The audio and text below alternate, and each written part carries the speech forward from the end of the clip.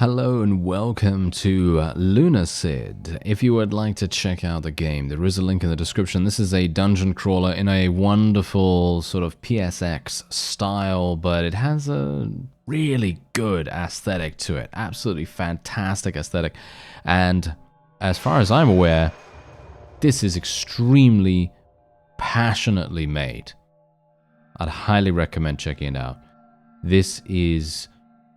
Ooh, it's really, really good. Alright, so what we're going to do is I'm going to create a new game so you get a chance to see the character creation and all the wonderful things associated with that. I am going to skip the cutscene because we do have the ability to see a overview of the story as we go. So I'm going to be changing my pronouns. Obviously, this is me, and we're going to be calling ourselves, I don't know, I called my first character Borko, so I have no idea. Let's call ourselves... Alright, so yeah, I came up with Slowtown, because let's face it, I'm probably going to be pretty slow. Anyway, you can change your avatar, and you can also upload your own PNGs to the game itself, and so as a result, you can then pick something of your very own. So if you have your own original character or something along those lines, then you can obviously do that.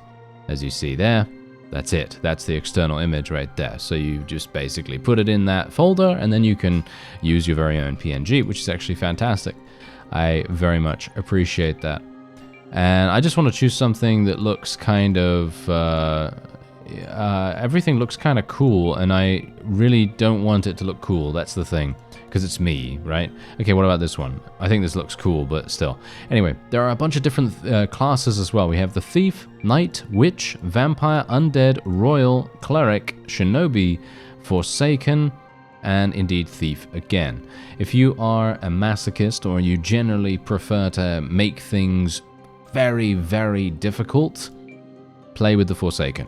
Because they start at level 1, they start with 20 HP, 10 MP, they have 1 in every single stat, which means it's hard, right? It's hard. And you can see their resistances as well over here. So you can see all their resistances. And as we click through here, you can see the resistances dramatically change as well. So, for example, the Witch takes less damage from frost damage, I think, from frost, as well as death magic and so on. And the Vampire takes more damage from fire, less damage from poison, less damage from frost, less damage from death, but massive damage from holy.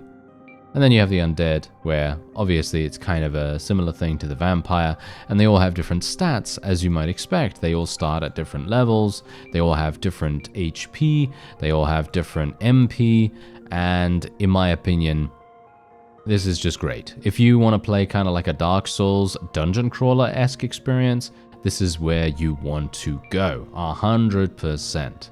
Now, I'm thinking right now, I'm probably going to be playing probably Undead. I think Undead or Vampire. I think Vampire could be kind of fun. They are replenished by the shedding of blood, but weakened from fire. I mean, yeah, why not? Let's play like that, shall we? Let's do that. Finalize creation. Let's go. And we have entered the Hollow Basin. So as you can see, this is where we currently are, and this is me. As you can see, these are all my stats and everything, and these are my weapons, these are my magic rings, quick items, and so on, and this is the game manual. And now this is the reason why I kind of got an idea that the developer is extremely passionate about what they've created here, because look at what they've done. They have done this old school game manual. If you were a person that used to purchase physical games back in the day, and I'm talking about PlayStation 1, PlayStation 2, maybe even before that as well. I wouldn't know because that's before my time. But the fact is, you would get a game manual, and they would always look super, super cool, and they would always have these kinds of things inside it. And I love this. Look at this. This is so incredibly cool. It tells you everything you need to know. Controls, and this is the story. Long ago, a great beast came from the sea, and it spread a poisonous fog across the earth. This event transformed the world into a new age. An age of magic, but also an age of death. Creatures and abominations came from the fog. Silver liquid fell from the moon and made a deep passage into the earth. as humans became destitute, having fought and lost creatures throughout the many years.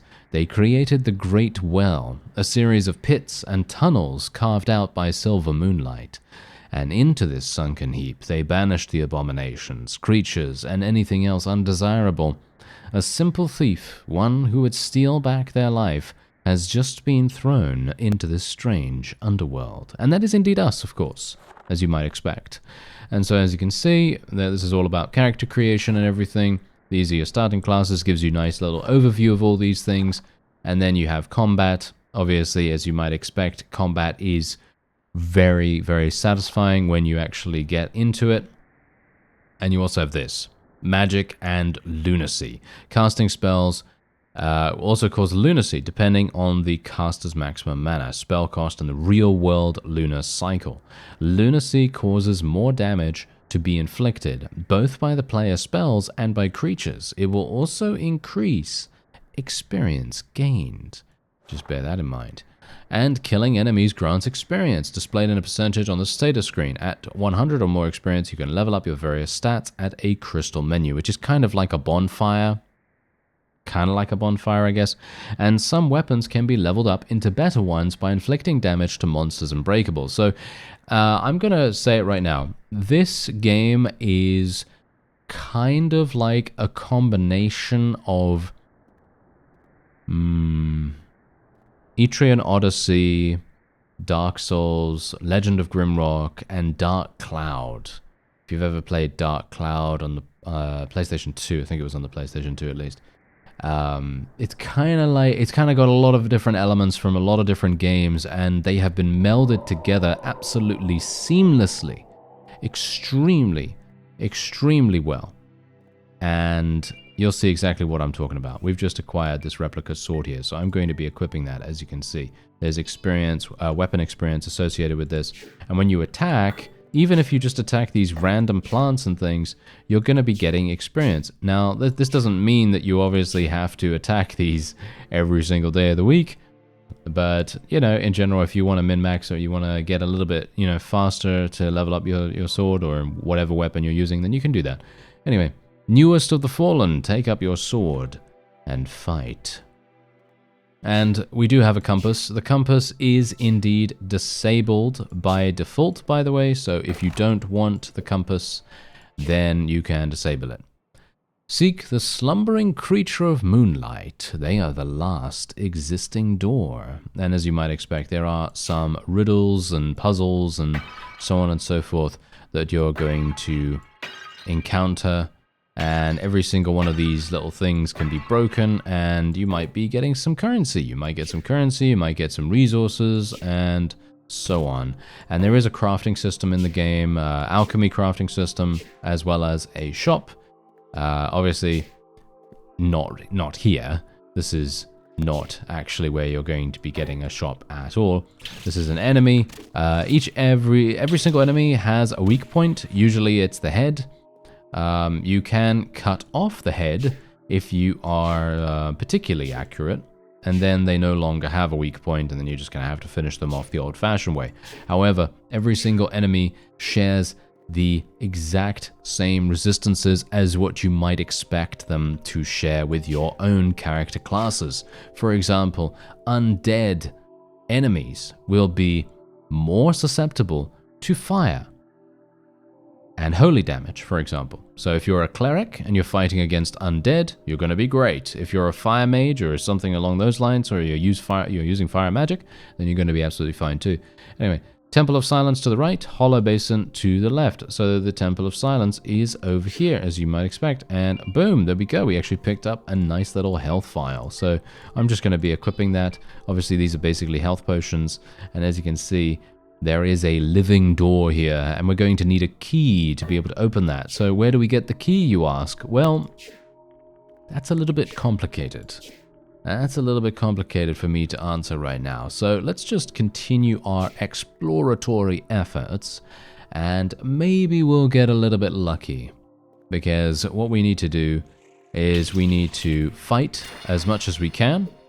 Ooh, nice. I actually got an ocean bone shard. Bear in mind that items that drop, that is random. they have a chance to drop. They are not going to drop every single time. I did not, in my first little foray into the game, I did not get the ocean bone shard like I did this time. Bear in mind, obviously, as well, you can charge up your attack, as you can see by the green bar in the top right. I am fully charged right now, and then I can swing, and if you swing with your crosshair over a critical point, you're going to deal a critical hit.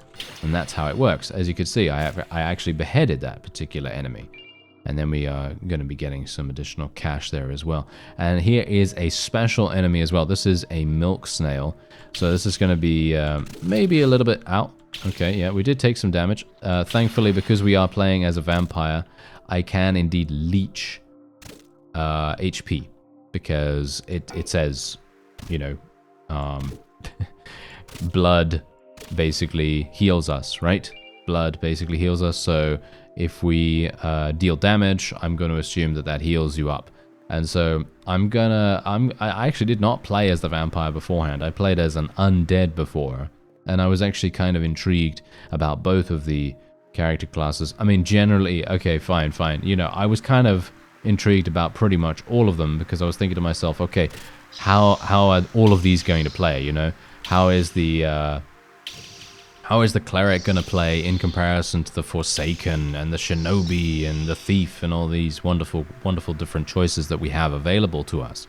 And, well, as you see here, we're now back up to full HP, basically, which is really, really nice. I gotta say, I was not expecting that. I was thinking to myself that we were going to take damage and then we were going to be, you know, out of luck. And the funny thing is, the undead, as far as I'm aware, I didn't find a way for me to heal myself unless I was using a healing vial. So it's actually really nice that there are those unique little benefits to the various classes. I like that a great deal. Anyway, let's actually take a look at our magic rings. So, magic rings basically allow you to cast spells, different kinds of spells at that. So, for example, we just picked up Ghost Light, and that allows us to summon a spectral orb of light that follows the caster for 60 seconds. So use that in dark areas, of course. And that is going to, you know, use up a little bit of your MP in the meantime. And as far as I can tell, MP does not regenerate unless you have leveled up. If you have leveled up, then I think MP does come back. But I could be wrong about that, so don't quote me on it, because let's face it, I am not a veteran of this game in any way. This is literally my very second time going into the game, and I haven't played it for that long beforehand either, but I've played it for long enough to know that I really, really like this game. I think that this game is extremely, extremely well developed, and, you know, this is just another reason why the publisher has really won me over a great deal with a number of titles they've released earlier this year and the year before that. And it's just absolutely amazing. You know, it's just absolutely amazing. New favorite publisher coming up right there.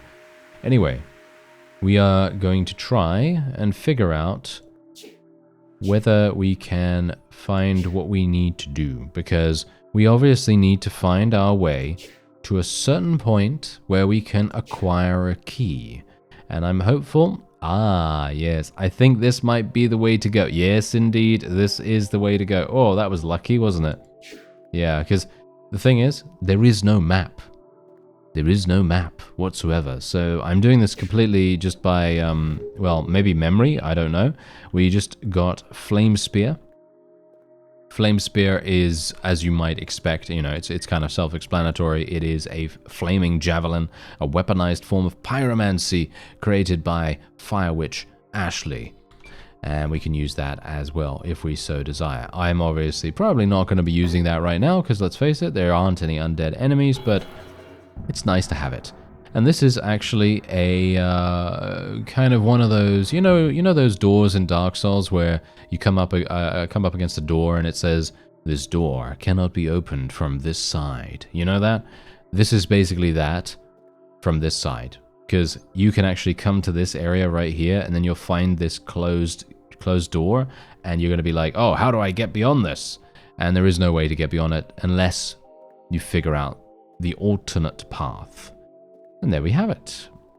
And now, this is your save crystal. So this is basically your bonfire, as it were, and this is also where you can level up. As you can see, I have 3 skill points, and I'm probably going to be getting some... What am I going to be getting? Well, I could probably get some dexterity. Do I want dexterity, though? That's the question. Do I want defense? Do I want intelligence? No, not really. Do I want resistance? No, not really. I think I want strength. I want strength. There we go. And we've now leveled up. And who do we have here? We have a demoness called Demi here, who says, well, you look a little lost. This area is called Hollow Basin. It's the highest reached point of the Great Well. It's also one of the safest areas of the Great Well, except, of course, Wing's Rest. Speaking of Wing's Rest, I can spirit you there, if you want. I'm going to say yes. Gotcha, one moment. And this is basically your hub. This is your hub area. This is where you are going to be able to speak to a number of merchants. As you can see right here, we have this guy. Salutations, Outlander. Welcome to the depths. I'm Etna. I study the sacred art of alchemy down here. If you happen on any materials during your journey, you should bring them to me. Want to do some alchemy? Sure, why not? And as you can see, you could go to your recipes. You can combine opals, yellow moral, and a lotus seed pod to create health vials. That's if you want to do that, of course. There are a number of other things that you can do here as well. For example, throwing knives transfused with 3 ocean bone shards. I unfortunately do not have any of those things, so that's not actually going to be particularly useful for me, but it is available. And we also have this guy that we can speak to. Well, hello there, Sonny. People call me Clive, though that's not really my name. I seem to have lost it. My memory isn't quite what it used to be, but my bones is good. I stay young by drinking these little health tonics. Here, why don't you take some? You look a little mealy. Be careful wandering the depths. Not everything out there is as peaceful as a skeleton. There we go. I almost attacked him by mistake. Sorry about that. But yeah, anyway. We can now go over here, and this is very important. This is oil. And this is where you can enhance your weapon. So I'm going to enhance my weapon because we maxed out our weapon experience as we were running around and everything. And we've now created, instead of a replica sword, we've now created a heritage sword. And this is the reason why I said at the very beginning of the video that this game gives me Dark Cloud feelings. It gives me Dark Cloud feelings because in that game, you were able to do some crazy, crazy cool things with weapon forging and combining and leveling and all kinds of really cool stuff. So that's the reason. Anyway. Oh, what a mess you've been caught up in. Welcome to the depths, outsider. Escape to the outworld has long been a myth. But if you're going to explore, why not prepare yourself? Fancy a new trinket, perhaps? And as you can see, she has some things available for us right here. So I have 16 coins. I would actually like to get a new weapon because I think that would be really, really fun. But unfortunately for me, I don't have enough cash. So instead, I'm going to be purchasing an enchanted key. And the enchanted key, as you might expect, yes, is indeed the thing that we need to get through that that living door that we we saw earlier. So just bear that in mind. And otherwise, we can now speak to Demi once again. Oh good, it works. Last time I tried that spell, it only worked about halfway. So this is Wing's Rest. It's an old temple of sorts made by a sect of holy monks. They were banished into the Great Well back during the Crusades. Although they are long gone, their protective magic still lingers. Take your time and relax here. If you want to head back out, use the crystal where you came back in. Or shall we say, where you came in. And that is exactly what we're going to do. As you can see, crystal is now up and running, and then we can literally, we can technically level up here if we want to, but then there is a fast travel system, and as you see, there are, let me see here, 1, 2, 3, 4, 5, 6, 7, 8, 9, 10 different areas, 10 different biomes, or should we say 10 different crystals that you might be able to uncover. And then we can warp over to Hollow Basin. And now I must just stress to you right now that the biomes are significantly different from each other. They are not similar in any way. So it is very, very cool to see that and to explore them. As you can see, there is actually a like a bridge down there. I'm not going to jump down there. There is a broken little area there too. Broken like what is it? Broken walkway, I guess. And yeah, unfortunately, I'm not going to be able to do anything with that, but it's cool nevertheless. And now we're going to just make our way over to the living door. Let me just kill this real fast.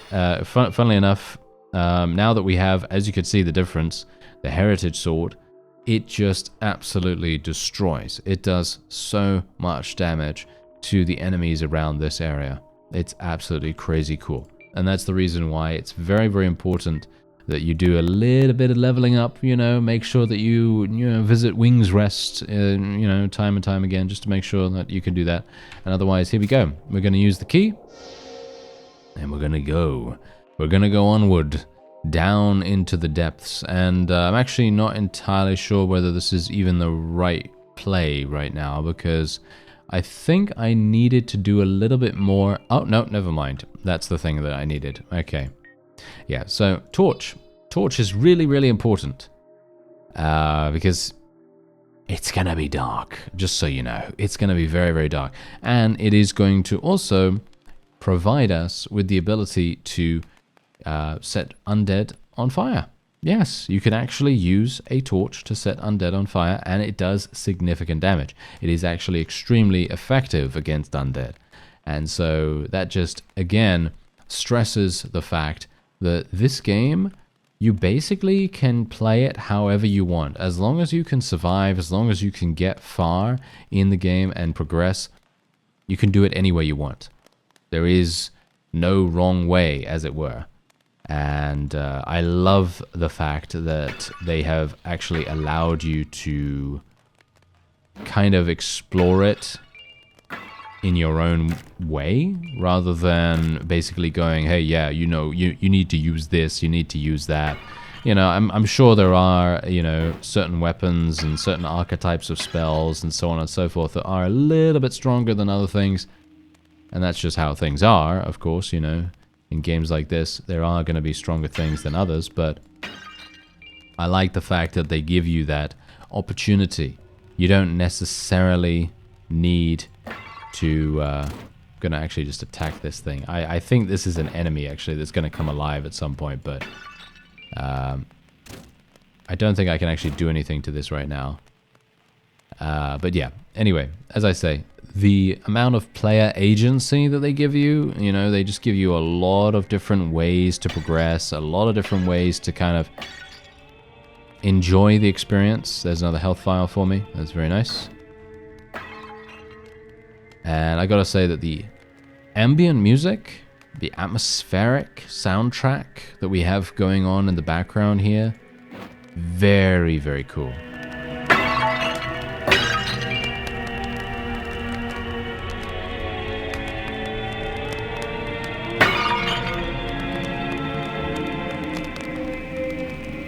As you can hear just from that small little section there. And that's the thing. The music, the soundtrack is very, very cool. It's super, super fitting in every single section that I have played so far. And there is a book here. Soon we'll be free of the accursed well, for great prophet Abdul has found a way out. While we are tethered here physically, our minds can be extricated with enlightenment. And indeed, that is exactly what they've done. They seem to have gone somewhere else with their minds. They seem to have ascended to a different plane, as it were. And we are, of course, going to continue exploring this area. Ah, there we go. I actually found a ritual dagger. So if I want to, I can now use that. The ritual dagger is indeed something that I have checked out before. And as you can see here, it says, a strange, wicked-looking instrument. Seems to not do much damage, as it was intended to make victims suffer by inflicting tiny piercing wounds, which got infected from a poison coating the blade. So, in other words, yes, it is not necessarily for combat, but you can indeed use it for combat if you so desire, as far as I could tell. Maybe? Can you? Maybe not. I'm not sure, because the torch has weapon experience down here, and the ritual dagger does not have weapon experience, so I'm kind of wondering. But it does have, very clearly, poison damage stated on the item itself, which pretty much says to me, well, if there's a person that needs, you know, that has a weakness against poison, then you can obviously use the ritual dagger, and then you're going to have a great time. So again, this is one of those times where I have found the store doesn't open from that side, sort of shortcut sort of thing, and we've opened it up, and now we can proceed onward, and we are no doubt... Oh dear, what do we have going on here? I'm a little bit worried about this. Okay. Lithomancy, what's that? Okay. To hunger is to live, to consume is to die. Alright, well, let's actually see what's going on here. These guys are no doubt... I feel like they're gonna get up and attack me, but they're probably not, let's face it, right? A little bit worried about that, to be honest. A little bit worried about it, but let's actually see.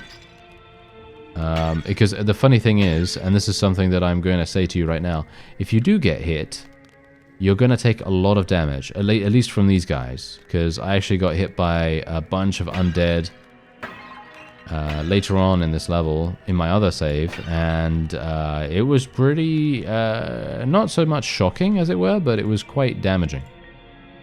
What's lithomancy? A forbidden blood magic that gives life to the inanimate. Unable to comprehend existence, the objects only scream. Created by mad wizard Abdul before his exile, it is unknown what the purpose of this spell was, and it costs 70 MP. I don't think I even have 70. I have 76? Whoa. That is an extremely, extremely expensive spell. So, yeah, we're probably not going to be using that. I'd like to try and keep my MP as much as possible. Ah, here we go. Now we're starting to get some undead showing themselves, because that's the thing with this game. It does do the thing where you don't necessarily see things immediately, and then you start, you know, enemies start cropping up. And you have to be kind of careful about that. As you can see, this particular mummy didn't really know what to do, because I got lucky with the torch setting it on fire, because the thing is, the torch is not a guaranteed immolation, shall we say. It is very much a case of luck. And if I get hit by this, yeah, as you can see, I actually did take quite a bit of damage. Oh, no, I'm literally... Oh, no! It literally has poison? It literally has poison? I didn't know it had poison. Okay, this is bad. This is bad news bears right here. Okay, this is real bad. Okay, maybe I can do something. Oh, nice. That was a nice hit if I do say so myself. Okay, there we go. And we actually got an onyx from that as well. Yeah, I actually really like the vampire class. I think the vampire class is really, really nice. Super, super strong. Mostly because it can regenerate its HP. Obviously, its regeneration is very slow in comparison to what you might want. Wow, this guy's surprisingly fast. There we go. Okay, he's on fire now, so we're probably going to be fine here. Or not, as the case may be. Wow, okay, yes. But as you can see, enemies do a lot of damage. And you can imagine this. Imagine you're playing the Forsaken. I have 175 HP. This thing literally just hit me for I'm not even entirely sure. Probably about 20 HP, and the Forsaken has 20 HP, so that's an instant kill right there. The Fetid Mire. Okay, so the Fetid Mire is indeed the place that we are now heading to. I'm not sure. Do we want to go there? Let's use my little magical orb to give me some light, mostly so that you can see, because obviously videos do tend to darken, and it would be nice if you could see stuff, because if you see stuff, then you'll know who kills me, you know? Then you'll know what murders me really, really badly. But thankfully there are some lights over here. Let's make our way over, though. I'm kind of intrigued, because I haven't actually been this far. Just, you know, spoilers, I haven't actually been this far. So this is going to be very interesting. I'm kind of hoping that we're going to come across something rather dangerous. Or very interesting. Either one. Ah, a stone club. Okay, well, thank you. We can technically use that if we want to. A stone club. It does physical damage. A simple club fashioned from stone. Difficult to handle, but a viable option when rudimentary weapons are hard to come by. And let's see, what is the benefit of me using the stone club? What is the benefit of this? Okay, it's a lot slower. Okay. I'm a little bit skeptical, I gotta say. I'm a little bit skeptical about it, but I kind of want to use it because I want to level it up. You know what I mean? I want to level it up because it has... Oh, there you go. I found the next area. Okay, and this is indeed the Fetid Mire, I assume. Yes, it is. There you go. Okay, so we have reached the sewer. And the reason why I know that is because an achievement just kind of came up, so... Anyway... That is probably going to be it for this episode. If you would like to check out Lunacid, then there is a link in the description. And I personally would go and get this right away. Because this is, you know, if you're a fan of dungeon crawlers or Dark Souls in general, or in general, even just RPGs, you're going to have a great time here. And you can, as I say, you can choose to play this however you want. Okay, I thought that was actually something creepy, but it's just a rat. Never mind. Anyway, I thank you very much for watching, and I'll see you next time.